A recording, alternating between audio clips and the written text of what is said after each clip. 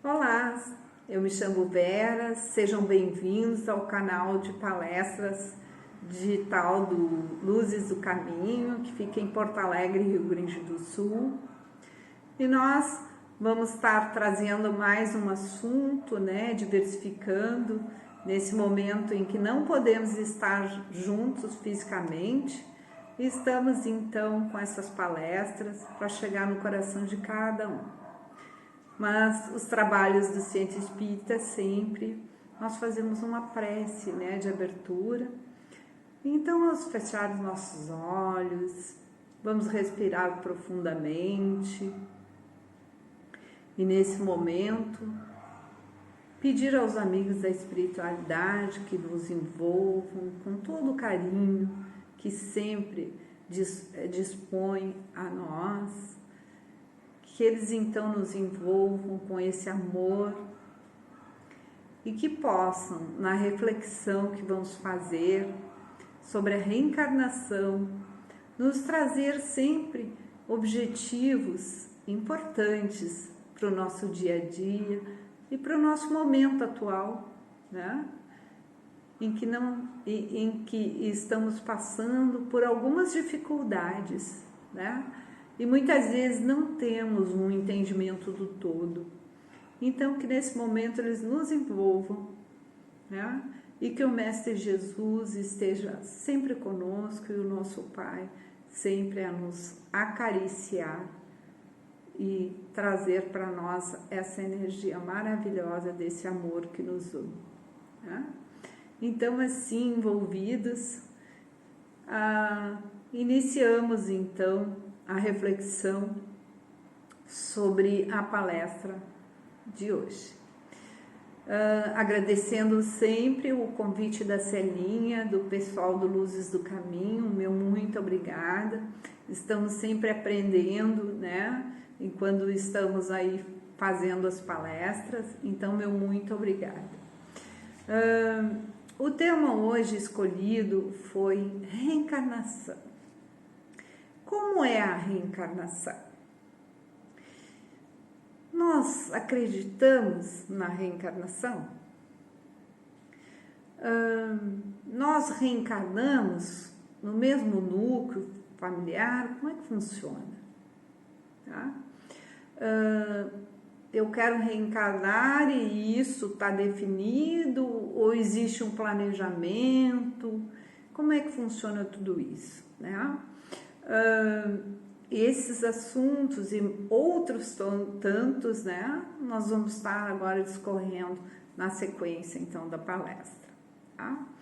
Então, primeiro, nós usamos como base sempre das nossas reflexões o Evangelho segundo o Espiritismo e o Livro dos Espíritos, e algumas outras obras também, são baseadas na doutrina espírita, André Luiz, algumas fontes de Emmanuel, Chico Xavier. Bom, o Evangelho segundo o Espiritismo, no capítulo 4, ele nos traz, ninguém pode ver o reino de Deus se não nascer de novo. E ele, nessa frase já, ele nos traz, ninguém pode ver o reino de Deus se não nascer de novo. Esse capítulo é dedicado à reencarnação. Antes de abordar o capítulo 4 e depois o Livro dos Espíritos, nós precisamos sempre ter em mente os 5 princípios básicos da doutrina espírita, que é a existência de Deus, a pluralidade dos mundos habitados, a reencarnação, a crença na comunicabilidade dos espíritos e na imortalidade da alma. Então, a reencarnação é um princípio básico da doutrina espírita. Sem acreditarmos na reencarnação, muita base dentro do Evangelho, dos capítulos que Kardec ali codificou, não teriam conexão, não teriam um fundamento. Então, esses princípios básicos, quando a gente fala de reencarnação, eles são básicos, né? São importantes. Tá? Então, o que é a reencarnação? A reencarnação é o retorno do espírito à vida corporal, mas em outro corpo, né? Muitas vezes existe aquela confusão de ressurreição, reencarnação. A doutrina católica, né, fala em ressurreição. Alguns aspectos também vivenciados, colocados pelos evangelistas, né, vivenciados por Jesus, que também confundem um pouco a ressurreição e a reencarnação. Mas, segundo a doutrina espírita, a ressurreição seria a volta do espírito ao mesmo corpo, o que a ciência não existe, né? Então, a reencarnação é a volta do espírito em outro corpo. Tá? A ressurreição tem como exemplo, no Evangelho, o exemplo de Lázaro, né? Em que as irmãs estavam já tinham feito já o sepultamento de Lázaro, e Jesus chegou. Então usam como base esse exemplo, mas segundo a doutrina espírita, a explicação que existe nesse caso é que Lázaro estava em estado cataplégico, né? Estava adormecido e não tinha sido feito então o desligamento, né, do corpo, do espírito com o corpo. Por isso, então, Jesus traz, né, Lázaro de volta à convivência. A reencarnação, meus irmãos, fortalece os laços de família. Nós temos aqui no Evangelho, no capítulo 4, algumas pessoas pensam que os laços de família são destruídos pela reencarnação, e ao contrário, elas são fortalecidos e estreitados. O princípio de que se vive uma única vez é que destrói os laços de família. Então, nós, espíritos, viemos em núcleos familiares que, como dizemos, é sempre o primeiro laboratório nosso, né, de aprendizado do espírito. Então, ali, nós muitas vezes viemos resgatar alguns laços, alguns desafetos anteriores. Então, Deus, na sua sabedoria divina, Ele nos traz, nos coloca, né, naquele lugar, no lugar certo, na hora certa, com aqueles seres que nós necessitamos de aprendizado, ou nós necessitamos de perdão, de resgate. Então, tudo é feito, todo esse planejamento, ele é conduzido por seres superiores ao nosso entendimento, por irmãos que têm um conhecimento de um todo, né? Nossos amigos da espiritualidade, como nós chamamos. Então,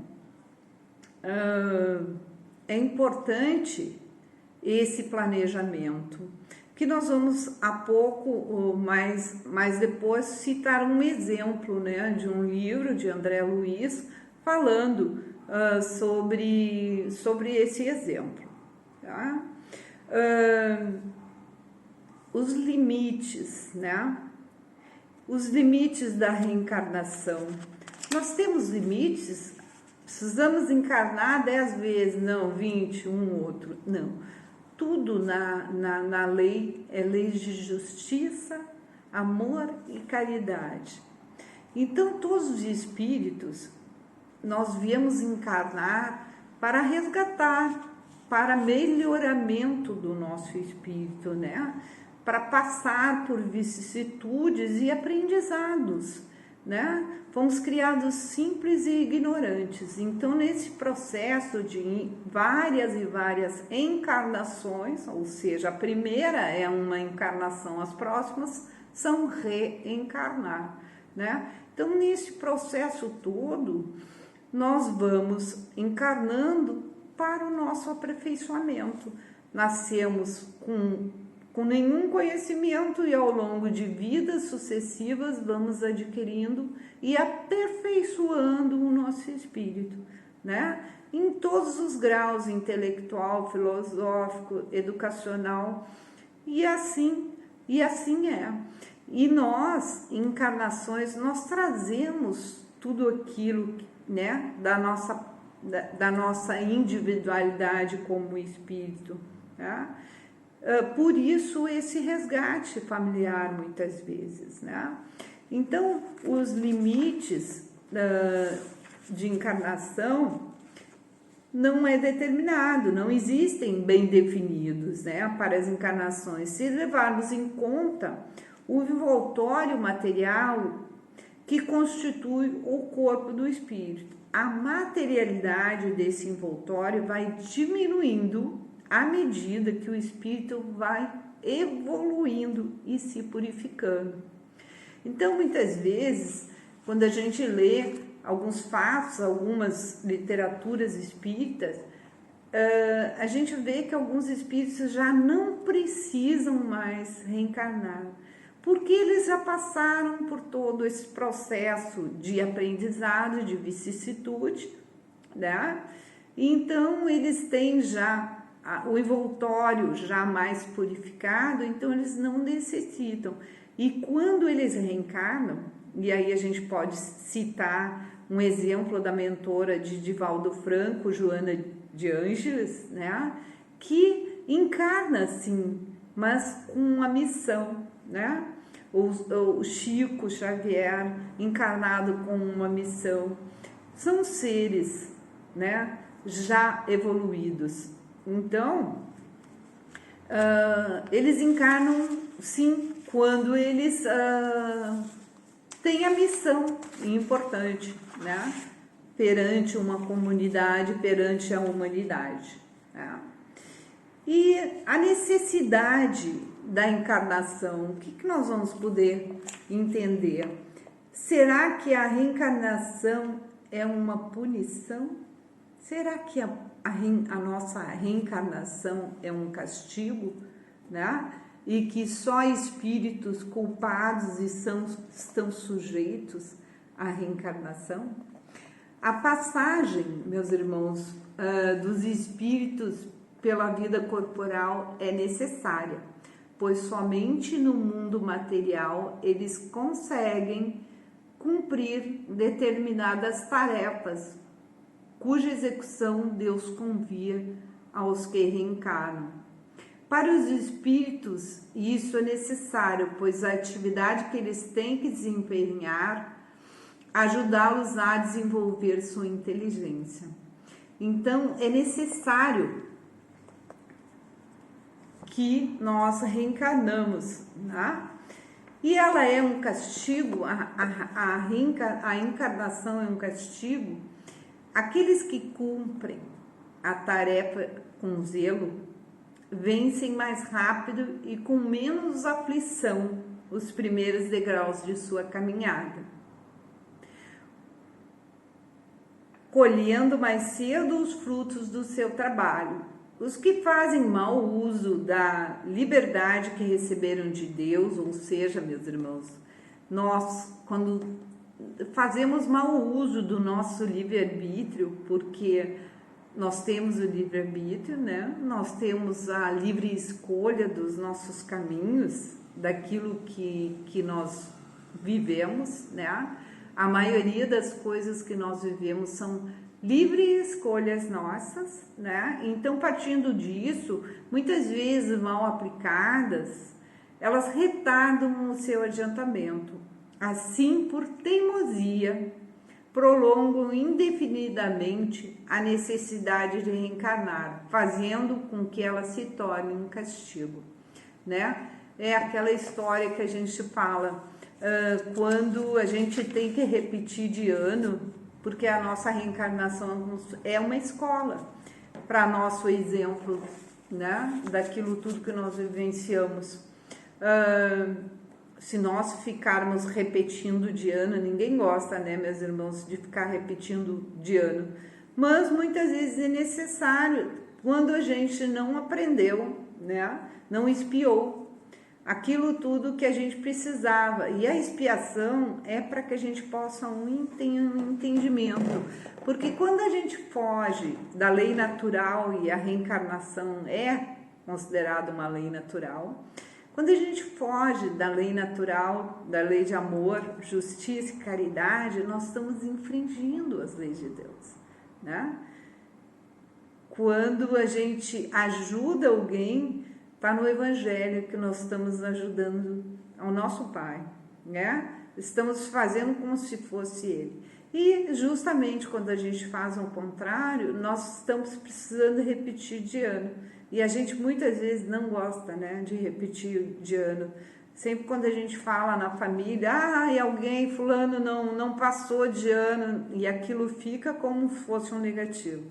Mas muitas vezes é necessário, até para criar um alicerce, criar aquela base mais sólida, né, que é muito importante. Então, a reencarnação também que a gente pode pensar que foi inventada pela doutrina espírita. Não, meus irmãos, a reencarnação ela é muito antiga, a ideia da reencarnação ela é muito antiga em vários povos do Egito, da Índia. Essa cultura é uma cultura, já é uma crença, né? Uma fé daquilo que é importante, porque inclusive Allan Kardec tá na inscrição no túmulo dele, né? Nascer, morrer, renascer ainda e progredir sempre. Tal é a lei. Então, essa é uma lei natural, é importante encarnar para o que os que acatam, né? A doutrina espírita num corpo físico. Reencarnar são vários, então, renascimentos do espírito. Pode ser no mesmo local, no mesmo planeta, pode ser em outros planetas, né? A pluralidade dos mundos habitados, nós sabemos. Então, até que nós cheguemos à perfeição, nós vamos reencarnando, né? Para quê? Para a nossa evolução, tá? E em cada existência corpórea, o espírito, nós, irmãos, recebemos oportunidades para reparar, então, esses equívocos de existências anteriores e para desenvolver novos aprendizados. E qual é, meus irmãos, o melhor núcleo que a gente pode desenvolver esse nosso aprendizado, tá? Eu trago a história da obra de várias obras, né, meus irmãos, de André Luiz, nos trazem, tá?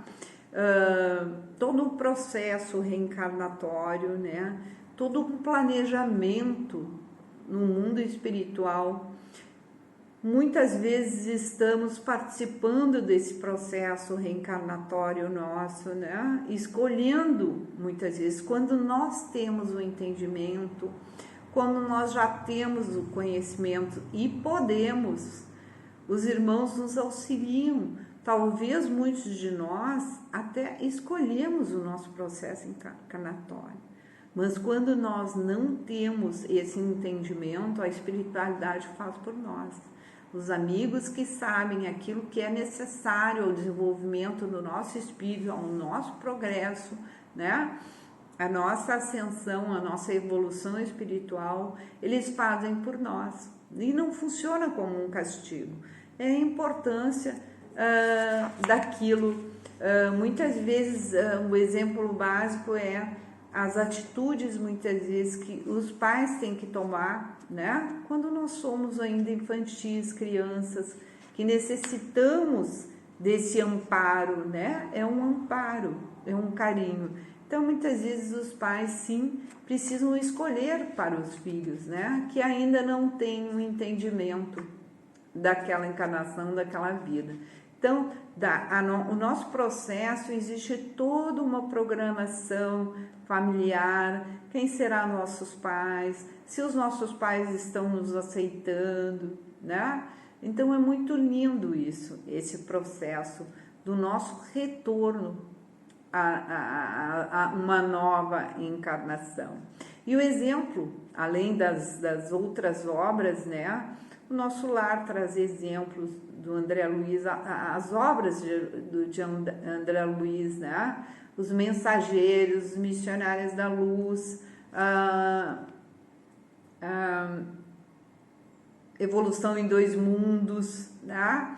E eu trago a obra de André Luiz para gente, psicografada pelo Chico Xavier, que apresenta ela de forma detalhada o processo reencarnatório de Segismundo, que retorna à vida corporal como o filho de Raquel e Adelino, dois espíritos por eles vitimados em existências anteriores, né, em crimes de homicídio, em mortes. Então, Segismundo, ele é tratado pelos mentores espirituais como um amigo a quem ambos, né, então ele recebe essa ajuda do mundo espiritual, né, significativos favores em outros tempos, então ele é ajudado, obstante, né?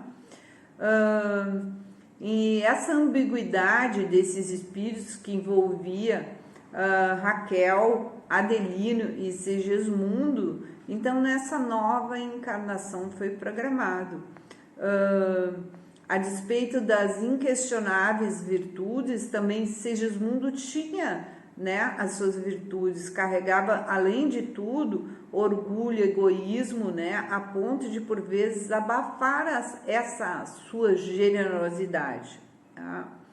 Então, ele é uma obra muito importante, que a gente tem todos os detalhes que André Luiz nos traz ali. Outra questão importante está no Livro dos Espíritos, na questão 132, que fala no qual o objetivo, né? Quando Kardec questiona os amigos da espiritualidade, e eles falam qual é o objetivo da encarnação dos espíritos. E aí eles respondem: Deus lhes impõe a encarnação com o fim de fazê-los chegar à perfeição. Para uns é expiação, para outros é missão.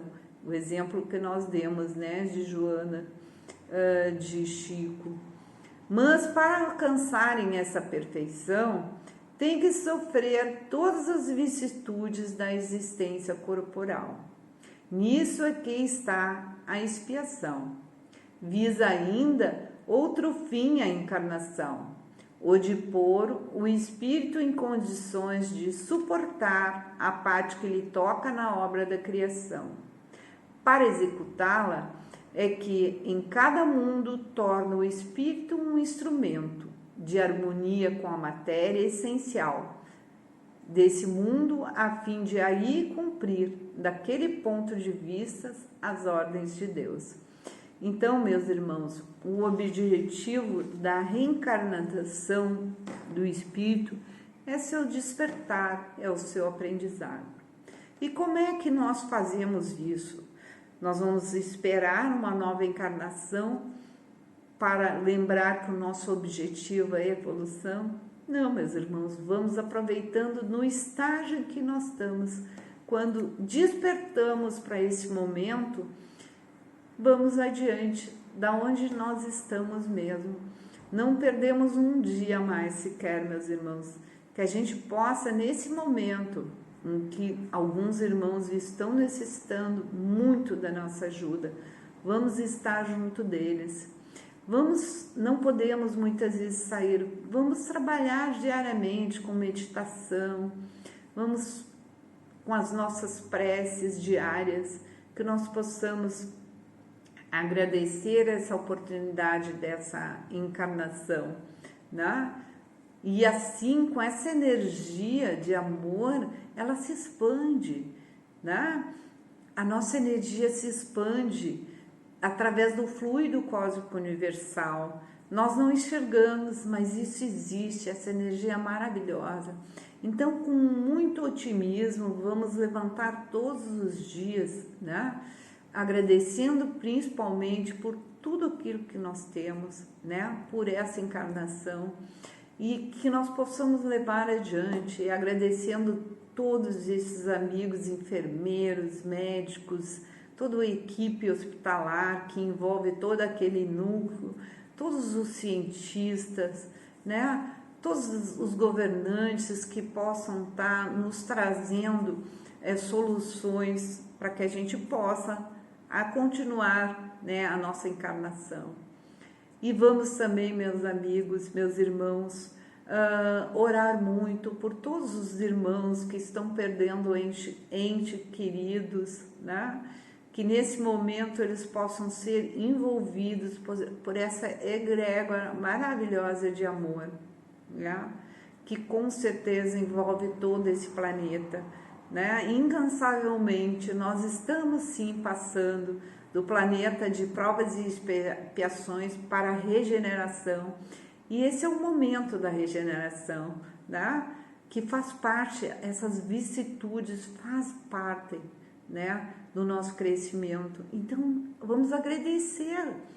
Nós somos felizardos de estar nesse momento encarnadas no planeta. É um momento único, mas é um momento em que precisamos sim ser otimistas sempre, né? E agradecer ao nosso Pai sempre por essa oportunidade.